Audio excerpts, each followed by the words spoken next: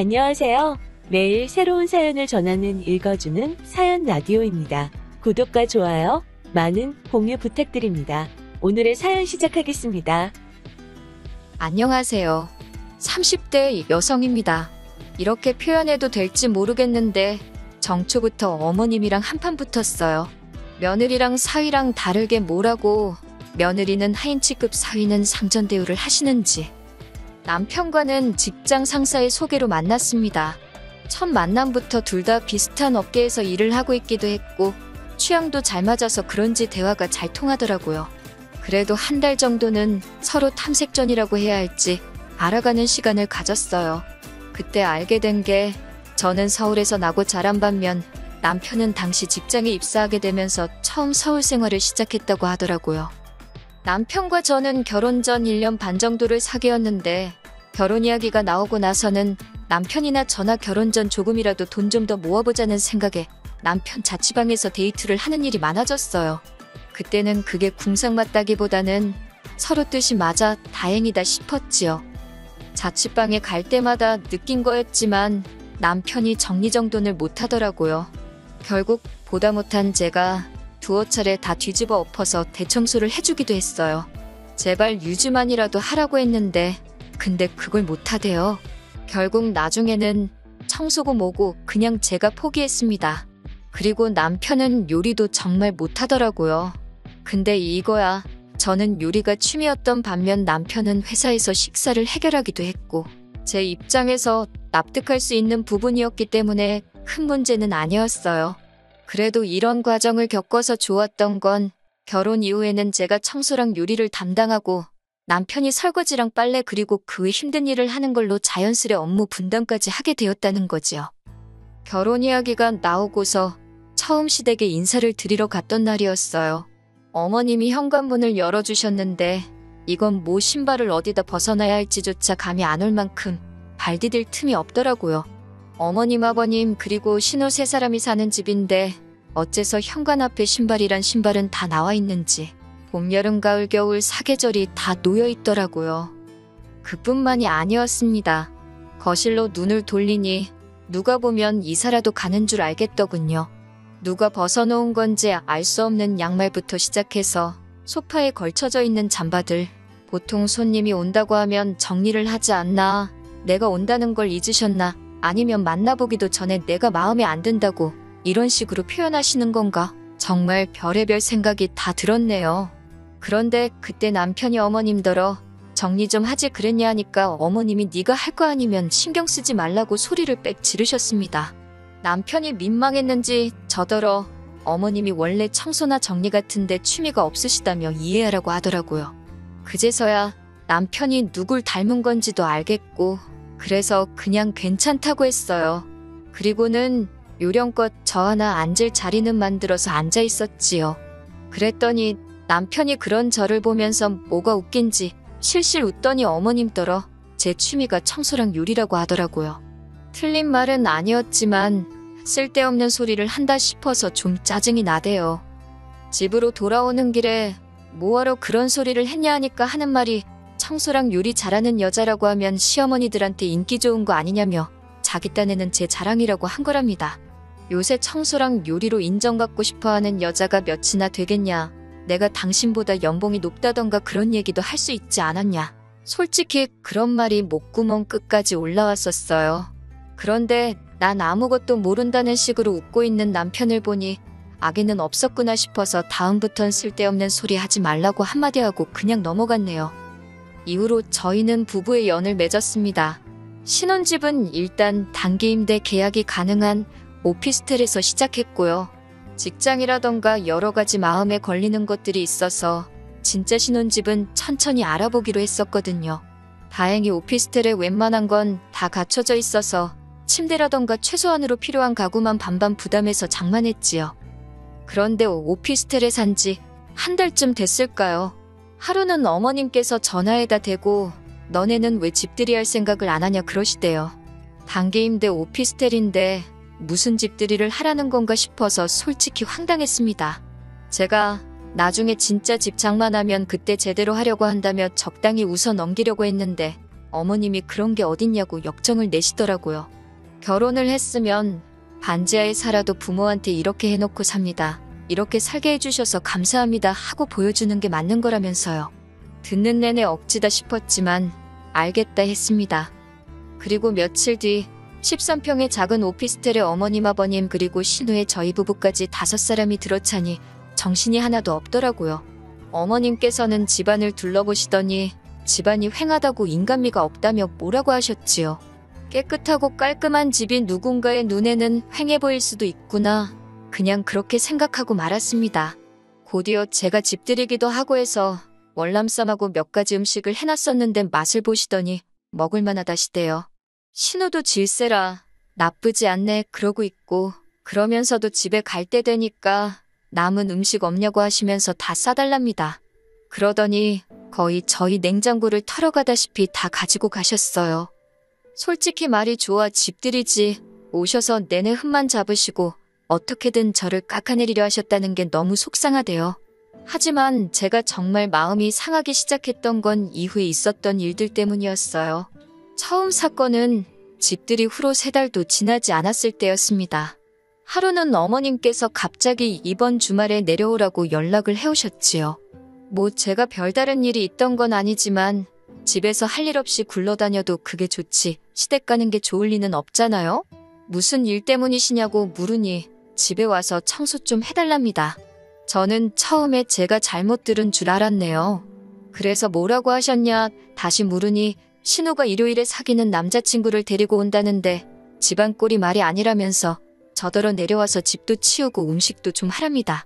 순간 확 열이 받으면서 정신이 번쩍 들더라고요. 제가 인사드리러 갔을 땐 그 꼴을 해놓고도 아무렇지 않아 하시더니 사윗감이 온다니까 신경 쓰시는 게 일단 너무 기분이 나빴습니다. 거기다 며느리는 뭐 막 부려먹어도 되는 사람이다 싶으신 건지 그 사윗감 오는데 청소를 왜 며느리더러 하라고 하시는 건지 이해도 안 되고 생각할수록 분하더라고요. 그래서 제가 그걸 왜 제가 하냐고 신우 시키시라 했어요. 그랬더니 어머님이 평소와 달리 매우 부드러운 목소리로 신우는 그런 거 안 해봤고 그리고 아직 어린애라서 그런 거 잘 못한답니다. 29살이 무슨 앤가요? 게다가 그럼 어머님은 애도 아닌데 왜 청소도 못하시냐 따지고 싶었지만 그 말을 삼키는 대신 그래도 하면서 배우는 거 아니겠냐고 어머님이 이참에 신우를 잘 가르쳐 주시라 했어요. 저는 일이 있어서 못 간다고 하면서요. 그러자 어머님께서는 너는 네 신우가 그 남자한테 살림도 못하는 여자로 찍히면 좋겠냐고 있는 대로 신경질을 부리기 시작하셨습니다. 듣다 못한 제가 그러면 가사도우미라도 부르시라 했더니 그 사람들이 와서 꽁으로 일하냐면서 저더러 돈 아까운 줄 모른다고 뭐라고 하시는 거예요. 아니 가사도우미한테 주는 돈은 아깝고 며느리는 공짜다 뭐 이런 건가 싶으니까 저도 정말 화가 나더라고요. 그래서 저는 모르겠다. 아무튼 절대 못 간다 했습니다. 그리고 정말 안 갔어요. 어머님은 제가 진짜 안 올 줄 몰랐다며 남편을 통해서 아주 괘씸하네 야같네 별의별 소리를 다 하셨더라고요.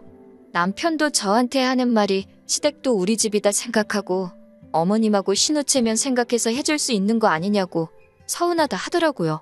그리고 그날 남편하고 대판 싸웠습니다. 제가 알지도 못하면서 네가 내 기분을 아느냐고 남편에게 아주 다다다다 퍼부서댔어요. 중간에서 남편 역할 똑바로 못할 것 같으면 차라리 닥치고 있으라고 아주 악을 썼더니 지도 놀랐는지 더 말은 안 하더라고요. 그리고 이후로 어머님하고 신우는 저만 보면 치사하다, 야같다며 말을 안 걸어왔습니다. 자기들 딴에는 제가 소외감이라도 느끼고 속상해할 줄 알았는지 일부러 심술을 부리는 것 같았는데 전 전혀 신경 쓰지 않았네요. 까놓고 말해서 말을 안 하고 살다 보면 자연스레 보고 살 일도 줄어들겠다 싶었으니까요. 그러다 엊그제 신정이었잖아요. 어머님이 다 같이 모여서 떡국을 먹자시대요. 어머님이나 신우야 차로 10분 거리에 살고 있었으니 떡국을 같이 먹든 뭐라든 부담이 없었겠지만 저희는 2시간 거리에 살고 있었으니 제가 어차피 구정 때 찾아뵐 건데 그때 먹자 했습니다. 그랬더니 어머님이 저더러 한 번을 고분고분하게 알겠습니다 소리를 하는 법이 없다면서 남편도 어머님이 사위 보고 처음 만난 새해라 그러시는가 보다며 저더러 한 번만 양보해달라 하더라고요. 그래서 제가 그럼 당신만 갔다 오라니까 자기가 호랩이냐며 혼자 가긴 싫다고 징징거리고 그래서 내려가게 되었습니다. 어머님이 오라고 하셨으니 솔직히 제가 음식을 해가야 한다거나 그런 생각은 아예 하질 않았어요. 해오란 소리도 없었고요. 그런데 시댁에 도착하니 어머님이 저더러 부엌에 불고기감 사다 놓았다고 빨리 만들랍니다. 황당하고 어이가 없어서 이걸 제가 왜 하냐고 하니까 네가 요리가 취미라지 않았냐며 손시발이 좀 해보라는 거예요. 속도 없는 남편은 옆에서 제가 불고기 진짜 맛있게 한다는 소리나 하고 있고 진짜 하기 싫었지만 정초부터 큰 소리 내기 싫어서 알겠다 했습니다. 한참 고기 밑간하고 그러고 있는데 거실에서 신우가 부엌을 향해 언니 빨리빨리 좀 하라며 배고파 죽겠다고 소리를 빽 지르더라고요. 그리고 그 순간 망치로 뒤통수를 한 대 맞은 듯 정신이 확 들대요. 자기들은 다 같이 모여서 희희낙낙거리고 나 혼자 부엌에서 이게 뭐하는 짓인가 싶어서요. 그때부터 간이고 뭐고 대충대충 될 대로 되란 식으로 만들었습니다. 맛이 없으면 2번은 안 시키겠지. 뭐 그런 계산도 없던 건 아니에요. 그리고 아니나 다를까 불고기가 짜네 어쩌네 어머님이 싫은 소리를 하시더라고요. 남편도 원래 먹던 맛이 아니라며 무슨 짓을 한 거냔 식으로 절 바라보길래 시침이 떼고 있었습니다. 속으로 좀 고소하더라고요. 어찌저찌 식사를 끝내고 또 다 같이 우르르 거실로 나가길래 저도 따라 나갈 때였어요. 어머님께서 설거지는 누구 하라는 거냐입니다. 그래서 저는 불고기 했는데 설거지도 제가 하냐고 반문을 했어요. 그랬더니 어머님 하시는 소리가 그러면 며느리가 하지 누가 하니 그러시는 거예요. 그렇게 어머님과 제 사이에서 설전이 오갔고 그 소리가 거실까지 들렸던 모양입니다. 아버님은 정초부터 시엠이랑 며느리랑 잘하는 짓이라며 화를 내곤 방으로 들어가 버리셨어요. 그러자 신우가 설거지는 자기가 하겠다며 부엌으로 들어오대요. 그런데 어머님께서는 시집간 딸이 친정에서 무슨 일을 하냐며 들어오지 말라고 역정을 내셨습니다. 상황에 심상치 않다 싶었는지 눈치냐고 하나도 없는 제 남편이 실실 쪼개며 이제 이 몸이 나설 차례인가 말 같지도 않은 농담을 하며 부엌으로 왔는데 어머님은 이번에도 남자가 무슨 부엌 출입을 하느냐며 못 들어오게 하는 거예요. 급기야 보다 못한 신우 남편이 자기가 하겠다 하니까 이번엔 또 사위는 처가와서 이런 거 하는 거 아니라고. 있는 대로 열받은 제가 고무장갑을 집어던지고는 죽어도 안 한다고 했습니다. 그러자 어머님이 어이없다는 듯 저를 바라보면서 너는 네가 누군지 잊었냐입니다. 너는 며느리잖아. 며느리는 원래 시댁에 오면 일을 하는 거라며. 옛날에는 며느리는 겸상도 안 했다나요? 그나마 세상이 좋아져서 밥도 같이 먹는다고. 어이가 없어서 어머님도 시집간 딸이 있으면서 어쩜 그런 무식한 소리를 아무렇지도 않게 하시냐고 안 창피하시냐고 쏘아붙였네요. 그리고 곧이어 어머님 떨어 어머님이 오라고 해서 왔으니까 엄밀히 따지면 저는 손님이고 어머님은 집주인 아니냐. 그러면 집주인이 일을 해야지 그걸 왜 제가 하냐고 다다다다 받아쳤습니다. 그리고는 어머님더러 제가 이 집 며느리 못해서 한 맺힌 귀신이 붙은 것도 아니고 이까짓 거 안 하고 만다고 쏘아붙였지요. 옆에서 가만히 듣고만 있던 남편이 화들짝 놀란 얼굴로 그게 무슨 소리냐며 저를 쳐다보길래 너랑 안 산다는 소리다 이 모질이 엑스엑스야라고 욕을 해주곤 먼저 짐 챙겨서 차 끌고 서울로 올라와 버렸습니다. 그리고 오늘로 3일째 남편과는 떨어져 있어요. 오피스텔 비번 바꿔놓고 저는 친정에서 출퇴근 중이지요. 혼인신고는 안 해서 그냥 이렇게 갈라서면 그만이에요. 그런데 이 이야기를 들은 처음 저희 소개팅을 주선해줬던 선배가 하는 말이 더 가관이더라고요. 저 하나만 참았으면 화기애애하게 끝날 거 아니었냐면서 저 때문에 기분 잡친 시댁 식구들한테 안 미안하냐고요. 어이가 없어서 그 선배한테도 더는 연락하지 말라고 했습니다. 저는 제 선택에 일말의 후회도 없습니다. 행복하자고 한 결혼인데 미쳤다고 제가 속상해도 참고 뭐 한다고 희생하며 살아요? 저는 제 행복이 가장 중요한 사람입니다. 앞으로도 제 행복을 1순위로 생각하면서 살 거예요. 긴 이야기 들어주셔서 감사합니다. 오늘의 사연은 여기까지입니다. 구독과 좋아요, 알람 설정해주시면 앞으로 더 좋은 사연으로 찾아오겠습니다. 감사합니다. 안녕하세요. 매일 새로운 사연을 전하는 읽어주는 사연 라디오입니다. 구독과 좋아요, 많은 공유 부탁드립니다. 오늘의 사연 시작하겠습니다. 안녕하세요. 염치 없는 신우 때문에 시댁하고도 절연하게 된 30대 여성입니다. 남편과 저는 직장에서 만난 사이입니다. 제가 남편보다 입사가 3년 빠르기는 했지만 나이는 남편이 저보다 2살 더 많아요. 저는 졸업 전에 취업에 성공한 반면 남편은 군대도 다녀오고 취업을 하기까지 시간이 좀 걸렸다 들었습니다. 아무튼 결혼 전까진 같은 은행지점에서 일을 했는데 식을 올리고 얼마 지나지 않아 제가 외국계 금융권으로 이직을 했네요. 사실 저희가 결혼을 하기까지 그 과정이 쉽지만은 않았습니다. 경제적으로 여유 있는 저희 부모님과 그렇지 못한 시댁의 사정 때문이었어요. 일단 저희 친정부터 이야기하자면 친정아버지는 지금은 은퇴하셨지만 대기업 상무까지 지내셨지요. 친정어머니 역시 지금은 아니지만 최근까지 법률사무소에서 아르바이트처럼 일을 하시며 경제활동을 하셨고요. 저희 부모님 자랑 같아서 하나씩 전부 다 열거하긴 그렇지만 솔직히 말해서 당신들 노후 준비는 탄탄하게 되어 있습니다. 덕분에 감사하게도 저는 주변 친구들처럼 부모님에 대한 부양의무라던가 그런 부분에 있어서는 자유로운 편이에요. 하지만 시댁 사정은 많이 달랐습니다. 남편에게 듣기로는 남편이 대학에 들어가기 직전까지 시부모님 2분이서 신발을 수출하는 공장을 운영하셨대요. 그때만 해도 한국산 신발이 수요가 있어서 경제적으로 크게 어려운 줄 모르고 살았다는데 아버님께서 돌연 무슨 바람이 불었는지 요식업을 하시겠다며 잘되던 신발 공장을 접으시곤 크게 고깃집을 여셨다고요. 그런데 생전 음식 장사라곤 어머님이고 아버님이고 해본 적이 없었던 데다가 자리도 좋지가 않아서 결국 2년 만에 장사를 접으셨다고 합니다. 안 되는 장사를 어떻게든 끌고 가려고 하다 보니 돈을 벌어와도 시원찮은 판국에 있는 재산까지 다 갖다 부으셨다고요. 나중에는 어머님 아버님 앞으로 되어 있는 보험까지 다 해지하셨다 하니 사정이 얼마나 딱했는지 상상이 되실까요? 그런데 이런 와중에도 신우는 철딱서니가 없어서 유럽 여행을 보내달라, 승무원이 되겠다며 학원을 보내달라, 한마디로 어머님 아버님 등골을 어지간히도 빼먹었던 모양이에요. 씀씀이도 줄이지를 못해서 걸핏하면 신용카드로 긁어대고 그러다 안 되니까 어머님 카드까지 훔쳐다 쓰고 집안에 골칫덩이가 따로 없었다고요. 그러다가 뜬금없이 하루는 결혼을 하겠다며 이혼남을 데리고 왔다는데 어머님 아버님이 쉽게 허락하실 리가 없었지요. 그러자 이 남자 아니면 죽는다고 밥도 안 먹고 잠도 안 자고 솔직히 제 자식이 아니라서 제가 이렇게 말할 수 있는 건지도 모르겠지만요. 저라면 그러던지 말던지 너 죽고 나 죽자는 심정으로 내버려뒀을 것 같아요. 하지만 어머님 아버님은 그렇게 하지를 못하시고 결국 그 결혼을 허락해 주셨다고요. 그런데 거기서 끝이 아니라 신우가 호텔 결혼식을 올리겠다고 난리 아주 생난리를 쳤답니다.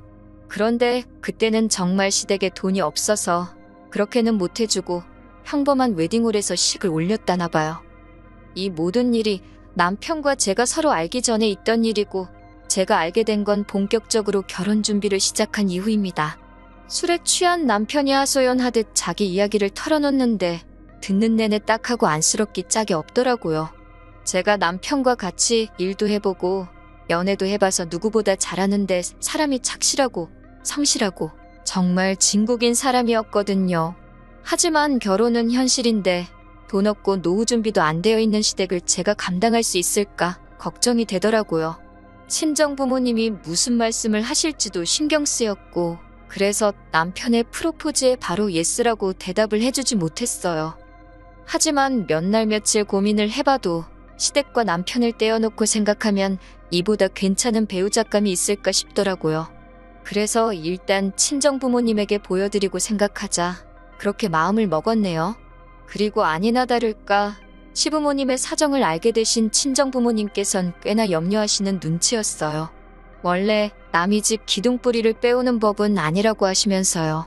하지만 남편이 어머님 아버님이 지금 당장 어려우신 건 맞지만 아버님은 경비일도 하고 계시고 절대 자식한테 당연하다는 듯 손을 벌리는 분들은 아니라며 자기 한 사람만 봐주실 수 없겠냐고 단도직입적으로 이야기하더라고요. 그리고 저는 그런 남편의 돌발 행동에 꽤나 놀랐는데 친정아버지는 사나이답다고 마음에 든다 하셨어요. 솔직히 좀 당혹스럽기도 했지만 어쨌든 허락을 해주셔서 감사한 마음이었고 그렇게 저희는 부부의 연을 맺게 되었습니다. 예상대로 시댁으로부터 금전적인 도움은 전혀 받지 못했습니다. 결혼식은 친정부모님이 전부 부담하셨고요. 어차피 친정부모님을 보고 오신 하객분들이 많았기 때문에 저희로서 크게 부담스럽거나 속상할 상황도 아니기는 했어요.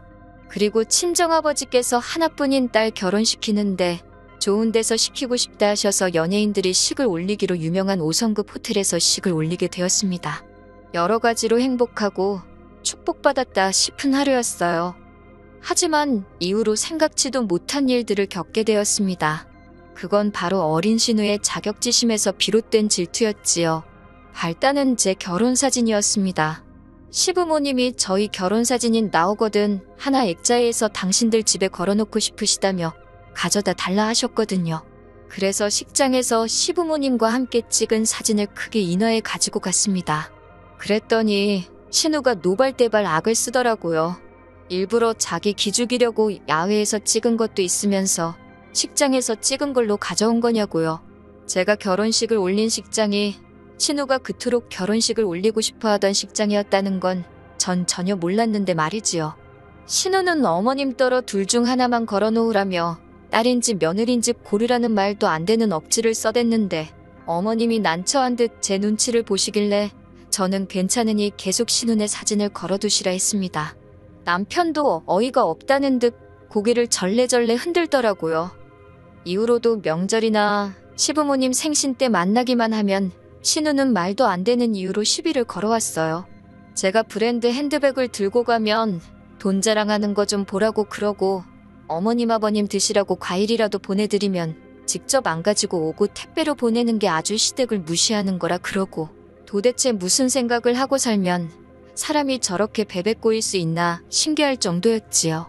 그리고 그럴 때마다 어머님 아버님은 저에게 미안해 하시면서도 단 한 번도 제 편은 들어주지 못하시더라고요. 당신들 딸 성격이 한마디로 모 같아서 그런 거니 그냥 저더러 이해해 주라는 식이셨어요. 까놓고 말해서 신우가 못했고 제가 잘했다 그런 소리를 듣자는 건 아니었지만 최소한 신우를 한 번쯤은 알아들어 먹게끔 혼이라도 내주셨으면 이 정도로 서운하지는 않았을 거예요. 아무튼 저도 사람인지라 잘하고도 욕먹는 상황이 반복되니 한 2년쯤 지나서는 딱히 뭘 해드리고 싶은 생각도 안 들고 그냥 중간만 가자 그렇게 되대요. 그런 동안 남편은 무얼 했냐면 솔직히 적극적으로 중재를 하려 든다거나 그런 건 없었어요. 그래도 제 억울한 마음을 유일하게 알아주는 사람이었기에 그거 하나 의지하며 서운한 마음을 달랠 수 있었네요. 그리고 남편은 남편대로 저희 친정아버지랑 낚시도 다니고 살가운 사위 노릇을 하려고 노력해 주었고요. 하지만 얼마 전 있었던 일로 신우뿐만 아니라 시부모님과도 저희 부부는 연을 끊게 되었습니다. 지금 다시 생각해봐도 도대체 신우의 정신나간 사고방식을 이해할 수가 없네요. 아버님의 칠순이 지난달이었어요. 요새 환갑은 너무 흔해서 안 챙긴다고 하지만 그래도 칠순은 의미가 남다른 것 같아 남편과 무얼 해드리면 좋을지 이런저런 이야기를 나누게 되었지요. 그러다 제가 친정부모님은 환갑 때 유럽에 다녀오셨는데 너무 좋아하셨다는 이야기를 했어요. 그러자 남편이 두 분이서 그런 여행도 다니시냐며 너무 보기 좋고 부럽다 하대요. 어머님 아버님은 유럽에 가보신 적이 없냐고 물으니 남편이 하는 말이 유럽은커녕 어머님은 비행기 자체를 타본 적이 없다더군요. 그래서 제가 그러면 이번에 두 분 해외여행을 보내드리면 어떻겠냐고 먼저 물었습니다. 남편이 그 작은 눈을 땡그랗게 뜨고는 진심이냐고 묻길래 진심이라고 했지요. 첫 비행이시라 멀리 가는 건 걱정된다고 하셔서 동남아로 5박 6일 여정을 생각하고 계획을 세우기 시작했습니다. 마침 친한 친구가 여행사에서 일을 하고 있어서 생각보다 편한 코스를 저렴하게 모실 수 있겠더라고요. 그러다 남편이랑 저까지 같이 가자는 이야기가 나왔어요.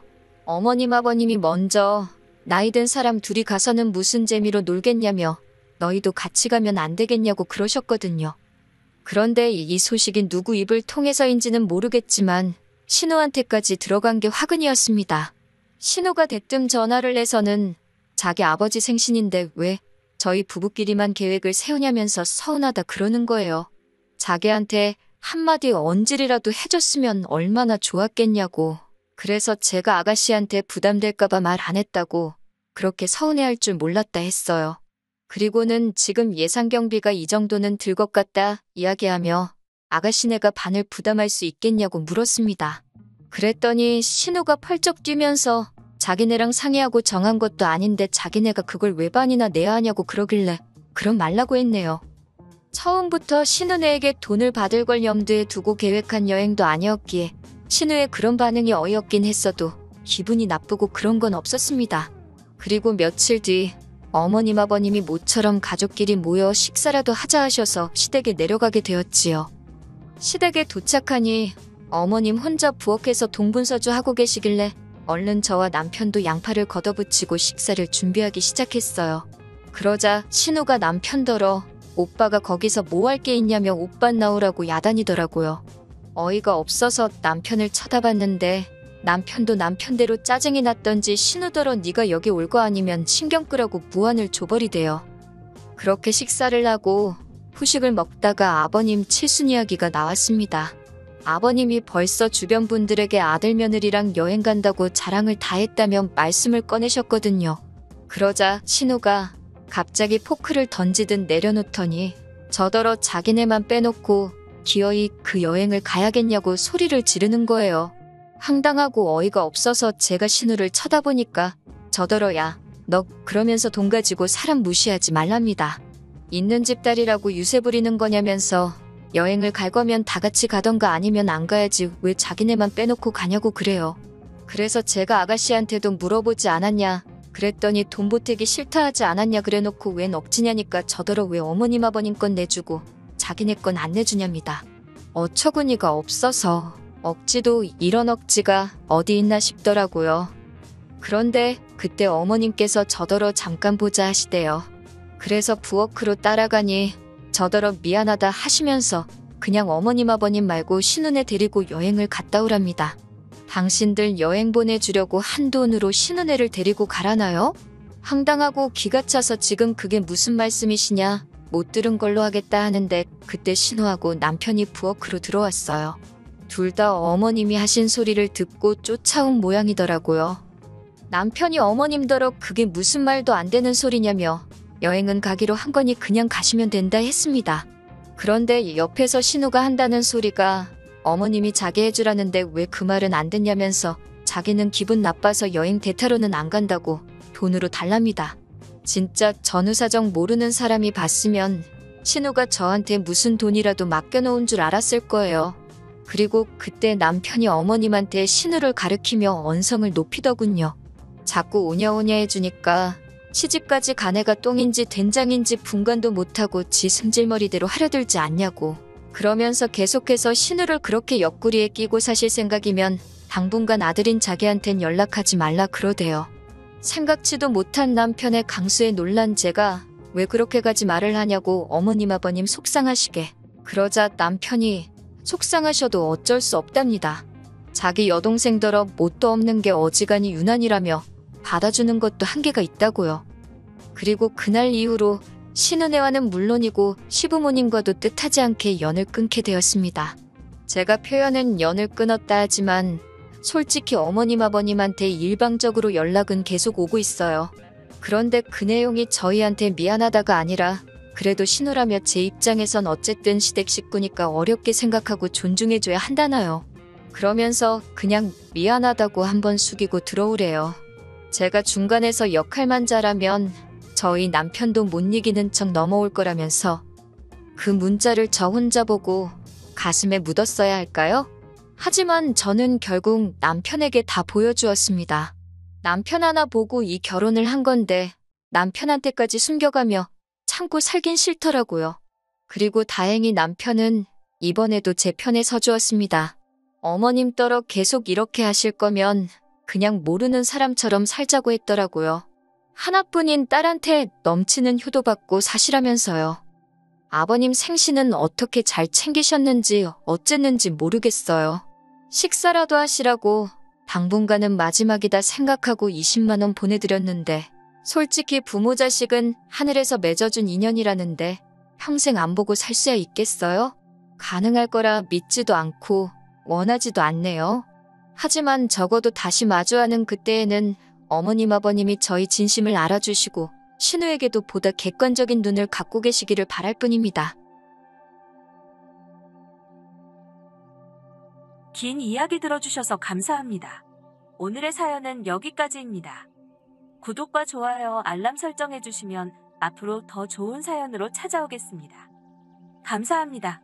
안녕하세요. 매일 새로운 사연을 전하는 읽어주는 사연 라디오입니다. 구독과 좋아요, 많은 공유 부탁드립니다. 오늘의 사연 시작하겠습니다. 안녕하세요. 30대 이혼한 여성입니다. 드디어 2023년 새해가 밝았네요. 정초부터 이미 다 끝난 이야기를 끄집어내는 게 딱히 좋을 건 없겠지만 지금이라도 누군가에게 후련히 제가 겪은 일을 털어놓고 싶어요. 솔직히 친구들한테는 얼굴 팔려서 말도 못하겠고요. 그래서 이렇게 익명의 힘을 빌려봅니다. 남편과는 후배의 소개를 통해서 만나게 되었습니다. 그 후배가 원래 자기 주변 사람들 엮어주는 걸로 좀 유명하다고 해야 할까요? 아무튼 그 후배가 하루는 연락을 해와서는 자기 아는 선배 중에 저랑 정말 잘 어울릴 것 같은 사람이 있다며 뜬금없이 저에게 소개팅을 해주고 싶다고 하더라고요. 사실 제가 원래 소개팅을 좋아하는 사람은 아닌데 그 무렵에 주변에서 연애 안 하냐, 시집 안 갈 거냐 그런 소리를 너무 듣고 있어서 스트레스가 이만저만이 아니었거든요. 그래서 겸사겸사 남편과 소개팅을 하게 되었지요. 남편에 대한 첫인상은 사람이 순해 보인다는 거였어요. 웃는 모습이 서글서글하니 사람 좋아 보인다는 게 이런 거구나 싶대요. 이후로도 남편과는 몇 차례 더 만났는데 그때마다 시간 가는 줄 모르고 즐거운 한때를 보냈어요. 그렇다 보니 금세 연인 사이가 되었고 나아가 부부의 연을 맺게 되기까지 그다지 오랜 시간이 걸리지 않았습니다. 하지만 결혼식을 올리고 얼마 지나지 않았을 때였어요. 하루는 아버님께서 저희에게 할 이야기가 있으시다며 저녁 약속을 잡자고 하시더라고요. 평소에 미리미리 계획을 세우신다던가 그런 성격이 아니셨기에 좀 의아하단 생각은 들었지만 알겠다 했네요. 그리고 당일날이 되어서야 저와 남편 둘 다 깜짝 놀랄 상황을 맞닥뜨리고 말았습니다. 아버님 옆자리에 꽤 젊어 보이는 여자분이 앉아 계셨거든요. 어디서 본 것 같다 싶어서 계속 기억을 더듬어 보니 저희 결혼식에 오셔서 계속 아버님 곁에 머무시던 분이셨어요. 그때도 어렴풋이 아버님한테 여자친구라도 있으신가 보다 생각은 했지만 이후로 별 이야기가 없었기에 저도 굳이 얘기를 꺼낸 적은 없었지요. 그런데 그분이 아버님과 함께 나와 계셨으니 직감적으로 오늘 저녁 식사가 그냥 저녁 식사가 아니구나 싶더라고요. 그리고 떨떠름한 표정으로 맞은편에 앉은 저희를 보고 아니나 다를까 아버님이 먼저 그 여사님을 소개해 주셨습니다. 당신이 5년째 만나고 있는 분이라면서요. 그리고는 뒤이어 말씀하시기를 거진 20년 가까운 세월을 당신 혼자서 아들을 키웠고 장가까지 보냈지 않냐. 그러면서 이제는 당신도 새로운 인생을 살고 싶다 하시대요. 간단하게 정리하자면 호적은 그냥 두고 지금 여사님하고 살림만 합쳐서 살고 싶다고요. 요란하게 모식을 올리고 그러자는 것도 아니고 그냥 평생 한 집에서 서로 의지하며 살고 싶은 것뿐이라면서요. 이렇게까지 말씀하시는데 안 된다는 자식이 어디 있겠어요.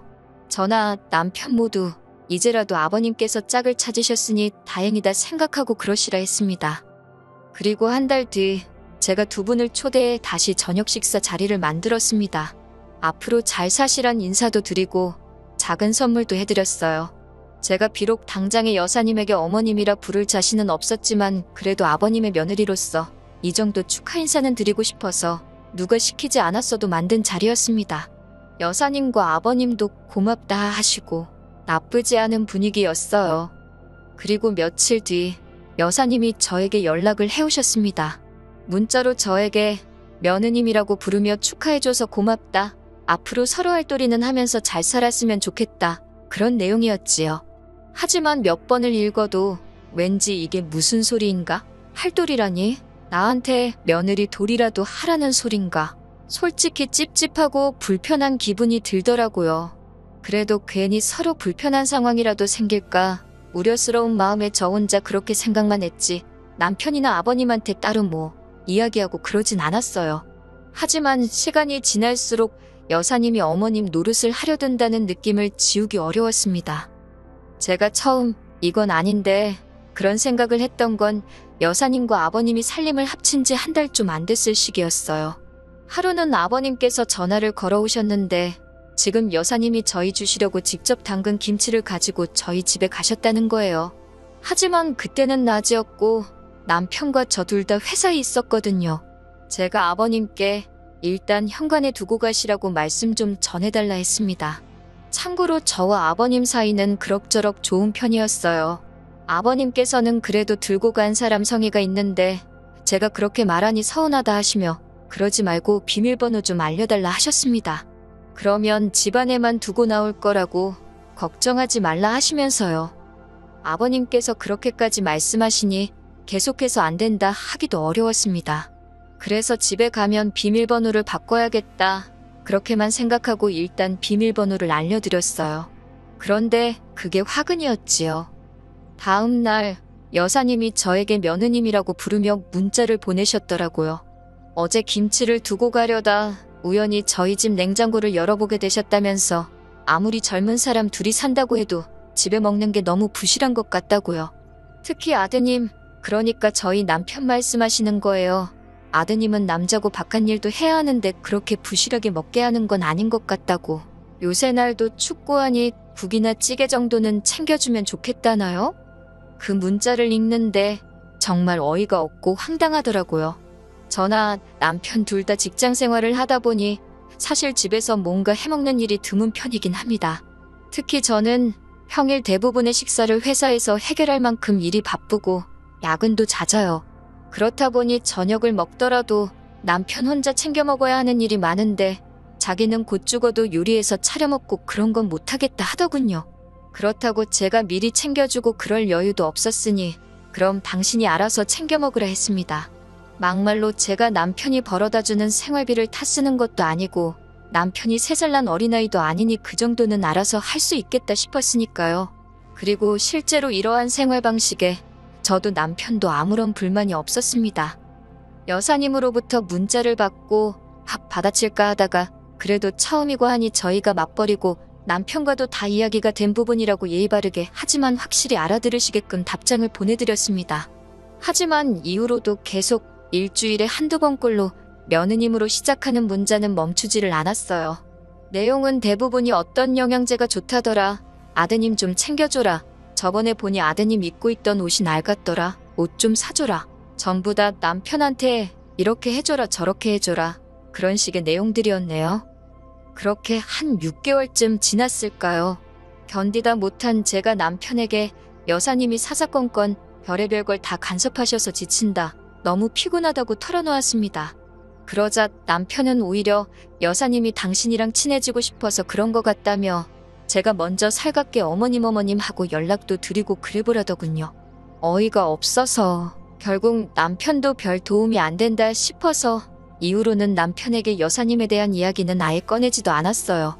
그때그때 상황에 맞춰 제가 능글능글하게 넘기기도 하고 앞에선 알겠다 하고 뒤에선 그냥 제 멋대로 하고 그런 식으로 버텨냈다고 할까요? 하지만 그런 여사님과 제 사이는 결국 틀어지고 말았습니다. 상황의 결정적인 시작은 바로 여사님의 임신이었어요. 아버님과 여사님이 살림을 합친 지 1년이 채 되지 않아서 벌어진 일이었네요. 솔직히 여사님은 40대 중반이었지만 아버님은 거의 60을 바라보고 계셨기에 임신이라던가 그런 걱정은 하지 않았었거든요. 그런데 이건 뭐 울어야 할지 웃어야 할지 솔직히 남사스럽다는 생각도 들고 머릿속이 복잡하더군요. 하지만 여사님의 임신 자체가 문제가 아니었습니다. 문제는 임신 이후로 달라진 여사님의 태도에 있었지요. 태어날 아이의 출생신고도 그렇고 여러 가지의 편의를 위하여 아버님은 여사님과 혼인신고를 하셨습니다. 솔직히 혼인신고 자체도 저나 남편에게는 부담스러운 일이었어요. 그런데 더 부담스럽고 불편했던 건 여사님이 어머님이라 불리기를 원하셨다는 거예요. 당신은 어머님으로 그리고 앞으로 태어날 아이는 아가씨든 도련님이든 맞는 호칭으로 불러달라 하시대요. 제가 이상한 건지 남편을 낳아주신 분도 키워주신 분도 아닌데 어머님 소리라니 가당치도 않다고 느꼈고, 그것도 부족해서 아가씨는 뭐고 도련님은 뭔지 여러 가지로 껄끄럽고 그렇더라고요. 하지만 여사님의 요구는 거기서 끝이 아니었습니다. 여사님이 임신을 하고 얼마 지나지 않아 저는 저대로 회사를 관둬야만 했어요. 남편이나 저 역시 아이를 가지려고 준비를 하면서 제가 건강검진을 받게 되었는데 뜻하지 않은 소식을 듣게 되었거든요. 면역력이 떨어져 있는 것도 문제였고, 무엇보다도 갑상선 쪽에 이상이 보여서 당분간 무조건적인 안정을 취하라는 의사의 소견이 있었습니다. 잘 다니던 회사를 갑자기 관두려니 아쉽기는 했지만 앞으로 갖게 될 우리 아이를 위해서라도 쉬어가는 편이 좋겠다 싶어 어려운 결정을 내렸네요. 그런데 제가 직장을 관뒀다는 소식을 들은 여사님과 아버님께서 뜬금없이 학가를 요구해 오셨습니다. 말이 좋아 학가지, 같이 살면서 여사님 뒤치다꺼리를 해달라는 속셈이셨지요. 저는 무조건 싫다고 못한다 했습니다. 그랬더니 여사님이 한다는 소리가 자기가 진짜 시어머니였어도 이렇게 나왔겠냐면서 이게 다 제가 당신을 무시해서 그렇다는 거예요. 제가 억지 쓰지 마시라고, 제 건강도 안 좋아서 다니던 회사도 관둔 마당에 제가 지금 무슨 정신으로 여사님 임신 수발을 들겠냐 따지니 급기야 아버님까지 동원해서 저를 천하의 나쁜 액수로 만드시더군요. 아버님께서도 저더러 하시는 말씀이 당신이 여사님과 결혼하면서 별달리 해준 것도 없고 저희 눈치 보느라 금연사포 한 번도 못 씌워줬다면서 자기 입장을 봐서라도 이번 한 번만 제가 여사님 좀 챙겨드리면 안 되겠냐입니다. 아버님이 못 해주신 걸 왜 저더러 해주라 하시냐. 저하고 여사님은 솔직히 생판남남이다. 부담스럽다. 저도 도망가지 않고 제 입장을 밝히며 맞섰습니다. 그랬더니 아버님이 당신한테는 여사님이 제일이지 여사님한테 싸가지가 없으면 며느리고 나발이고 필요 없다시대요. 그래도 이쯤에서 상황이 정리되었다면 솔직히 제가 남편하고 이혼까지는 하지 않았을 거예요. 그런데 제가 하소연한답시고 남편을 붙들고 여사님과 그리고 아버님과 있었던 이야기를 하니 인간이 한다는 소리가 어차피 여사님 뱃속에 있는 애가 태어나면 그게 아가씨건 도련님이건 저보다 윗사람인 건 맞는데 그렇게 생각하면 어쨌든 서열상 저보다 높으니까 그렇게 기분 나쁠 일은 아니지 않냐대요. 제가 황당해서 남편을 쳐다보니 원래 며느리가 그 집안 서열 제일 꼴찌 아니냐면서 여사님에 대해서 그냥 인정하고 받아들이라나요. 아버님이 선택하신 분인데 제가 그분 비위 거슬러서 좋을 게 뭐가 있냐고. 제가 너무 화가 나서 남편더러 당신은 나하고 여사님하고 둘 중 한 명만 골라야 된다면 누구냐고 따지니까 한다는 소리가 여사님은 자기 동생을 낳아주실 분이라며 여사님이나 저나 자기한테는 소중한 가족이래요. 그러면서도 피는 물보다 진하다잖아. 그러는데 그제서야 저도 망치로 뒤통수를 한 대 맞은 듯 느낌이 딱 오더라고요. 여자고 남자고 누구 하나 태어나면 저쪽은 한 가족이랍시고 똘똘 뭉치고 나만 서럽고 고달픈 신세가 되겠구나 싶은 거요. 그리고 그런 생각이 한번 들기 시작하니 걷잡을 수가 없더라고요. 어쩌겠어요. 결국 남편더러 이혼하자 했습니다. 나는 여사님을 어머님으로 받아들이고 살 자신이 없다고. 그리고 이 이야기가 아버님 귀에도 들어갔는지 노발대발 난리를 치시대요. 제가 뭔데요 어머님으로 받아들이고 어쩌고 하느냐고요. 결국 제가 아버님께도 서로 선만 지키고 살면 이럴 일이 없었을 텐데 두 분이 먼저 도가 지나치셨다고 말씀드렸지요. 그 여사님이란 분은 뭐 당연히 이혼할 테면 하란식이셨고요. 그런데 1년이 지난 지금 이 이야기를 왜 하느냐고요. 그게 며칠 전에 남편으로부터 소식을 들었는데 여사님이 낳은 애가 아버님 애가 아닌가 봐요.